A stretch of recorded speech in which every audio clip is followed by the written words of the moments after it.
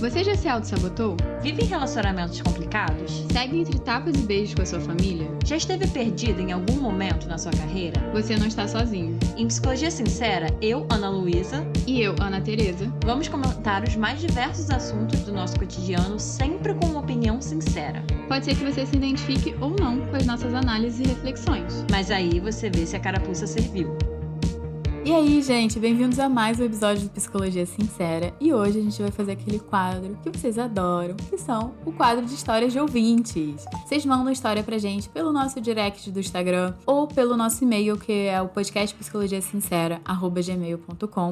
A gente seleciona as histórias que pelo menos têm alguma coisa a ver uma com a outra, né? Pra gente falar sobre um tema no episódio. E a gente traz pra cá. Essas histórias que vocês mandam pra gente são anônimas. E então, o que isso significa? A gente evita falar coisas ou detalhes que dê a entender que é alguém. Então, o nosso foco aqui é ajudar as pessoas, orientar as pessoas, mas não expor ninguém. Então, sempre se tem um nome, a gente troca. Se tem alguma coisa muito específica de uma cidade ou alguma coisa assim, a gente também troca. Então, se você quiser participar desse quadro, é só você chegar lá e mandar a sua história para ajudar a gente aqui a continuar produzindo esses episódios. E o tema de hoje é um tema que eu sei que vocês vão gostar muito, gente, que eu acho que muita gente já passou por essa situação, que é autoescola. Muita gente já tem medo de dirigir, muita gente que eu conheço também já reprovou na prova da autoescola, principalmente aquela prova prática, que é super ensaiada. Então eu acho que vai ser um episódio super incrível, a gente recebeu muitas histórias sobre. Um ouvinte mandou pra gente, a gente nunca tinha feito um episódio sobre isso, e a gente pediu, né, novas histórias, porque todo episódio tem 2 histórias, e a gente recebeu uma enxurrada. Como a gente só pode fazer 2 histórias por episódio, a gente deu uma escolhida, mas pode deixar que se você mandou a sua história nesse meio tempo, a sua história tá guardada pra gente utilizar ela e gravar ela em outro episódio, em outro momento. Então, gente, bora de primeira história. E já começa assim. A história é longa. Tirei minha carteira já tem uns 4 anos, mais ou menos. E foi meu noivo que pagou a minha habilitação. E ele me deu de presente. Para os meus pais, mais especificamente a minha mãe, eu ser habilitada não era prioridade. Então, o meu noivo me ajudou. Durante o processo, meus pais me apoiaram em tudo. Eu passei de primeira no exame. Porém, depois que eu comecei a poder dirigir, as coisas mudaram. Minha mãe, controladora, talvez, não queria deixar de jeito nenhum eu dirigir o carro da família, mais dela do que da gente. Uma vez ela deixou eu dirigir e eu fiz a bobeira de subir na calçada. Recém-habilitada, né? Mas aí já viu, ela começou a falar que eu dirigia mal e blá blá blá. Já meu pai me obrigava a dirigir para eu ficar boa, entre aspas. Mas sempre que ele fazia isso, minha mãe ficava falando na cabeça dele que eu ia bater o carro para tomar cuidado e tal. Resumindo, eu tenho carteira de motorista e eu não dirijo. Eu ando de Uber gastando meu dinheiro. Meu pai sempre fala que vai deixar usar o carro para ir trabalhar, mas eu acho que de tanto ela falar que eu não sabia dirigir, acabei ficando insegura. Eu não acho que eu tenho medo, mas já faz tanto tempo que eu não dirijo que sinto que preciso reaprender tudo de novo e eu fico nervosa só de pensar no carro morrendo no semáforo. Já sofri muito com isso. Me sinto uma tapada por não dirigir e todos ao meu redor conseguirem e serem independentes. Já eu sempre preciso de alguém para me levar nos lugares, sendo que eu poderia fazer isso sozinha. Enfim, é isso. Desculpa a história longa, mas eu espero que vocês possam me ajudar com isso. Beijos no coração. Que fofo. Ai, eu me identifico com essa ouvinte, porque eu também tirei a carteira de motorista e eu também não dirijo. Gente, eu acho que eu não sabia que você tinha carteira, Ana Tereza. Então, eu tirei junto com o meu namorado. Eu até passei antes do que ele na prova da autoescola, só que ele teve uma história até parecida com a dessa ouvinte. A gente ficou, acho que uns 2 anos depois sem dirigir o carro, sem tocar no carro. Até porque a gente não tinha direito a um carro pra dirigir, a gente tinha mães histéricas também. E aí, na pandemia, ele aproveitou que tinha pouco carro na rua e começou a treinar. E agora ele dirige e eu deixei essa oportunidade passar. Então sigo com carteira sem dirigir. Você tá de sacanagem, né? Mas eu acho que o que me chamou a atenção dessa ouvinte, né? Eu não sei exatamente... Eu acho que tem contextos, né? Você falou, por exemplo, sua mãe, né? Ela ficava nervosa de você pegar o carro. Tanto você, Ana Tereza, quanto você, ouvinte, né? No meu caso, passei pela mesma coisa, né? De ter tirado a carteira e meus pais ficarem meio nervosos de pegar o carro. Eventualmente eu tive o meu carro. Mas assim, eu acho que o contexto também, né, de qual carro você dirige ou não, isso tudo faz diferença. Mas o que me chamou a atenção no caso dessa ouvinte, eu fiquei um pouco com uma impressão de que você realmente engoliu e tomou pra você a ideia e a visão que a sua mãe estava tendo de você. Até fiquei com vontade de trazer, gente, um conceito da minha abordagem à Gestalt terapia, que é o conceito de introjeção.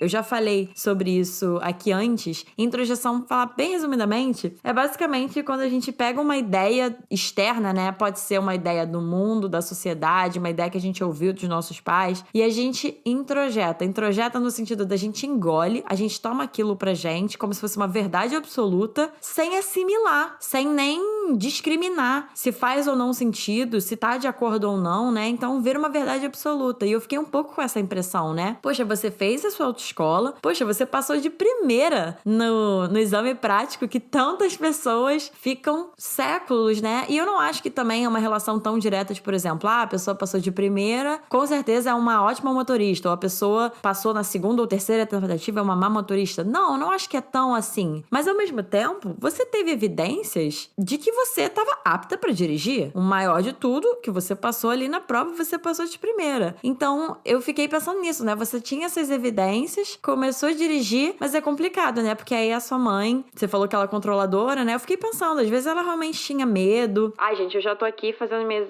altas análises, assim. Fiquei pensando também, o que significa, né? Você tirar a carteira. Eu penso na questão da independência e tal. Fiquei pensando se talvez a sua mãe também não tinha medo ou se incomodava, de certa forma, com a independência que você de dirigir te daria, né? Então é mais fácil pra ela dar uma cerceada nisso. Não que ela faça isso conscientemente, tá? Você falou dessa questão da independência, né? Desse senso de capacidade, né? De você ser capaz de cuidar de si mesmo. E eu pensei assim pro outro lado. No sentido de a gente tem informação que a mãe dela é controladora. E eu acredito que a mãe dela não é só controladora nessa situação. São em várias situações, né? Assim, é muito estranho uma pessoa ser controladora só em uma situação. E a terapia cognitivo-comportamental também tem essa questão das crenças centrais, né? Que é a maneira como a gente enxerga o mundo e a gente entende que o mundo funciona. Não só o mundo, mas como a gente se enxerga, e isso tudo é criado quando a gente é criança, gente. A gente vai absorvendo todo mundo e vai entendendo quem a gente é, como o mundo funciona. Também, né? Bem rudimentarmente falando. E eu fico pensando se essa mãe controladora também não acabou criando, talvez, assim, uma crença, né? Uma ideia de que talvez essa ouvinte não seja tão capaz, assim, de lidar com as situações e que o mundo seja tão perigoso, né? O mundo seja tão imprevisível que essa mãe que tem que dar conta de tudo no lugar da nossa ouvinte. Gente, eu, assim, fui longe, porque a gente tem muito pouca informação. Mas isso é muito comum com pais controladores, que indiretamente, inconscientemente, você acaba passando a informação pro seu filho que ele não tem tanta habilidade, assim, pra lidar com os problemas quanto o próprio pai. Por isso que o pai tem que intervir e lidar com as situações. E eu achei interessante você falar isso, porque realmente, né, essa questão dela ser controladora. Lendo a história, eu fiquei aqui visualizando, me parece que essa mãe tem um lugar muito grande ali nessa família, em termos realmente do papel dela e do que a opinião dela vale, né? Porque eu acho que a ouvinte citou umas 2 ou 3 vezes, tipo, Tal fato, só que isso é mais da minha mãe. Tal fato, mas isso é mais da minha mãe. até na questão do pai dela, né, que tava tentando ajudar ali, obrigando ela a dirigir pra ela ficar mais de boa, mas sempre que ele fazia isso, essa mãe ficava falando na cabeça dele. Então parece que essas visões, né, da mãe estavam influenciando bastante, tanto ela quanto o próprio pai, né? Nessa situação específica da direção, que eu digo. Sim, que parece que essa mãe tem uma voz muito forte dentro da dinâmica aí da família. E eu fico pensando também quanto essa mãe não deve ser crítica. E a gente tende a, que nem a Ana Luísa falou, né, introjetar vozes críticas. Então, assim, se a gente tem pais muito críticos, a nossa tendência é nós sermos muito críticos mesmo, porque a gente meio que põe pra dentro essa voz assim, Ai, você não tá fazendo certo. Ah, você deveria estar fazendo mais. Ah, mas você não fez isso daqui da maneira que eu queria. Parem com essa cachaçada. Ninguém aguenta mais. e aí a gente vai absorvendo isso, assim, gente, são, sei lá, você tá há 20 anos na casa dos seus pais, você tá há 20 anos ouvindo crítica.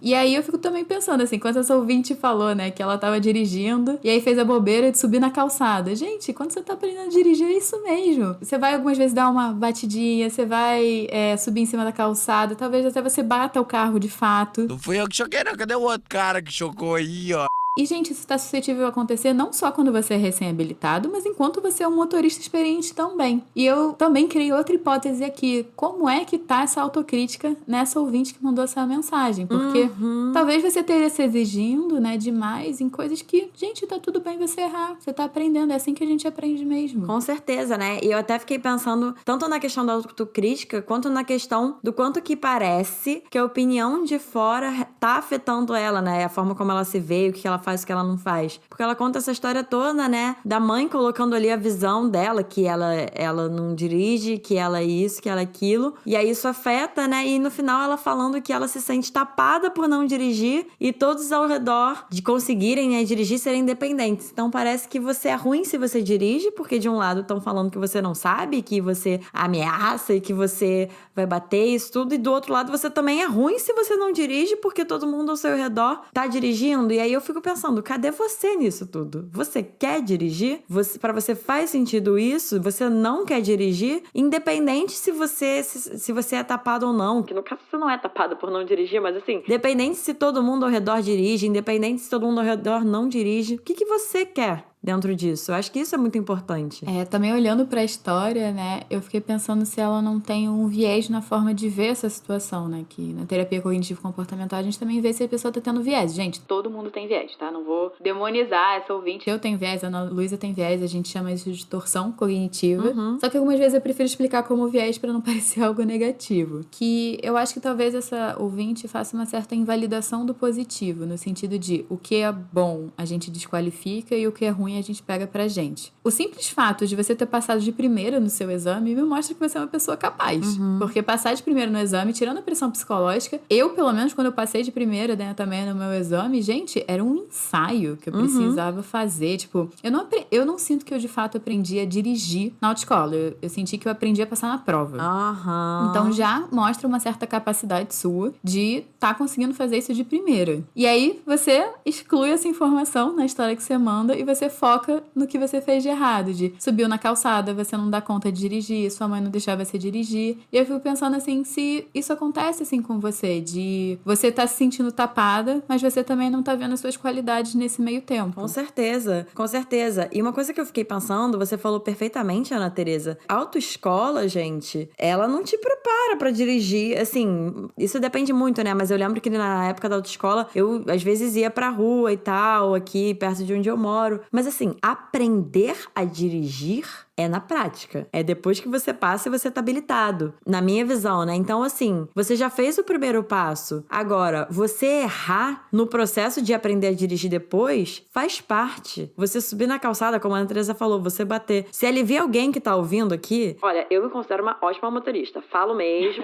Sabe? Já tive confirmações de pessoas que estavam comigo enquanto eu dirigia. Mas, gente, primeiro mês de carteira de motorista, eu lembro que eu fui sair de uma vaga e eu arrastei meu carro no carro que tava na vaga do lado. Gente, eu chorava. Pensei, nossa, nunca mais, eu sou horrível. Um mês, fiquei preocupada com o que meus pais iam pensar. Isso tudo faz parte. Mas eu fico pensando, imagina se ali, a partir dessa experiência negativa... E, gente, isso vale pra dirigir e pra inúmeras outras coisas no processo de aprendizagem, né? Imagina se ali, por conta dessa experiência, eu decidisse, então eu não sirvo pra isso, então eu nunca mais vou dirigir. Gente, isso faz, eu acho que 6 anos. Eu não teria tido mais 6 anos aí de experiência, de tentativa e erro e tal. E claro, gente, que a gente tá falando de dirigir é algo, né, que exige uma responsabilidade. A gente não tá falando também, vão aí pro mundo e dane-se. Porque tem uma questão aí de uma preservação da vida, né, de uma responsabilidade. Mas é no sentido de as coisas acontecem. Acho que é isso, né? No processo de aprendizagem, as coisas acontecem e a gente erra. E você ter subido na calçada recém-habilitada, não fala que você é uma péssima motorista e que você não tá apta pra isso. A gente não vai errar! Não canta, não!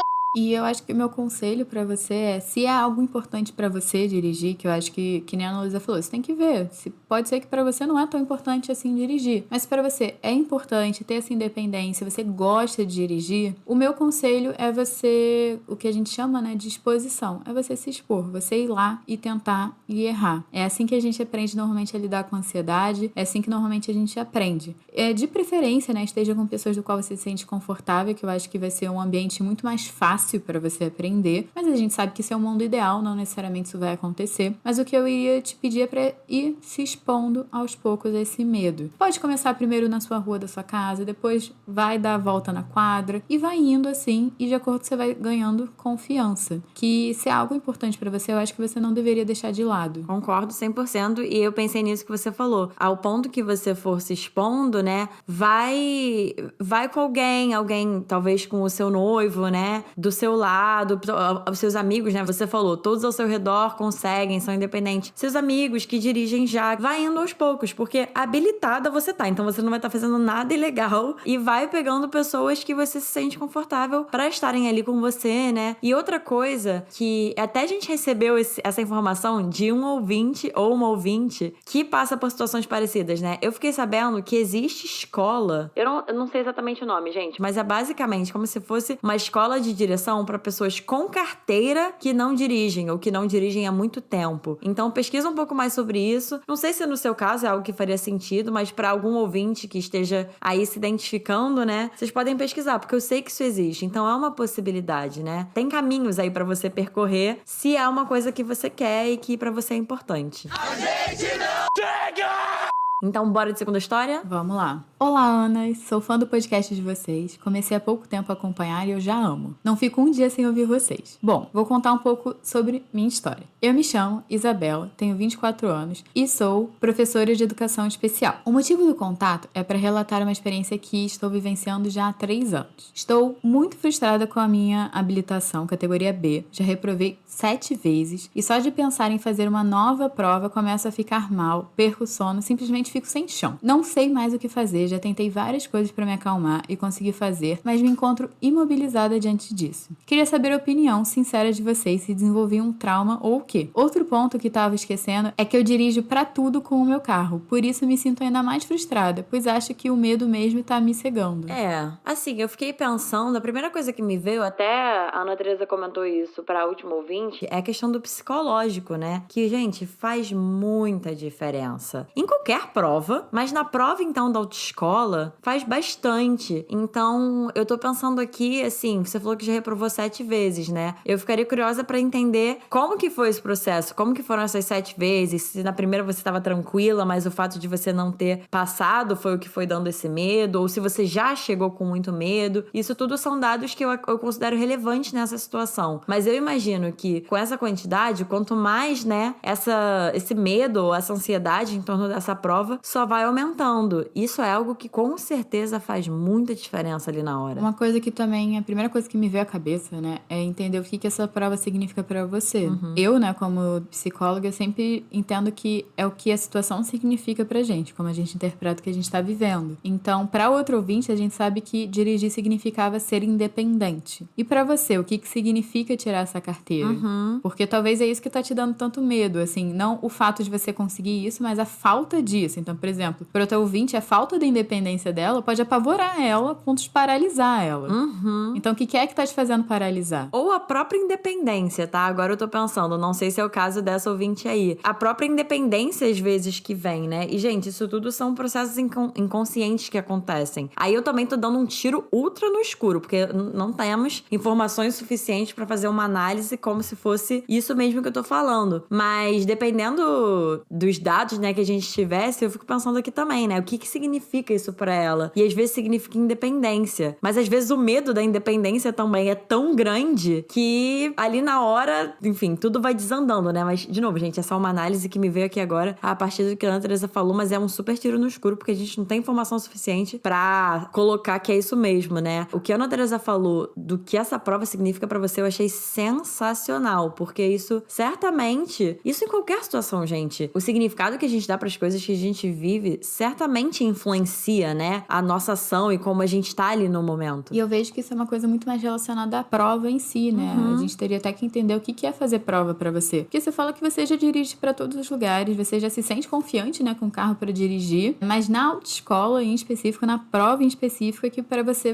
trava. Então até entender o que é fazer prova pra você também, porque tem gente que tem uma ansiedade de desempenho, que isso significa, que é relacionado a quando você tá sendo analisado, o seu desempenho, né, a sua performance está sendo analisada pelos outros, que não deixa de ser a situação da autoescola, né, uma situação de prova. E também tem a questão de, como eu e a Ana Luísa falamos, é uma prova ensaiada. Pelo menos é a que eu passei, que ela passou. Então talvez o fato de você já dirigir, talvez seja algo que esteja dificultando você aí pra ensaiar da maneira que eles querem que você dirija, porque tem isso, você vai dirigir da maneira deles. Faz muito sentido. E junto disso, né, que a Ana Teresa trouxe do que significa, achei esse ponto ótimo também, né? O que dirigir significa pra você você, né? O que ter essa carteira significa e o que prova significa pra você. Muito bom, né? Porque é isso, a gente tem poucos dados. Então, tudo isso que a gente fala aqui, gente, é mal ou bem o que eu e a Ana Tereza ficaríamos curiosas, talvez, se uma pessoa chegasse no consultório, né? Trazendo isso pra gente. O que a gente exploraria? E uma das coisas eu acho que seria essa. Se essa situação de uma ansiedade em torno de provas, se é só nisso, se você já vivenciou isso em outros momentos, né? Se você tem, num geral, essa questão com provas e o que é, então, o que é numa prova, qual é o significado da prova pra você, né? Essa questão da avaliação é difícil pra você ser avaliado. Então, isso tudo são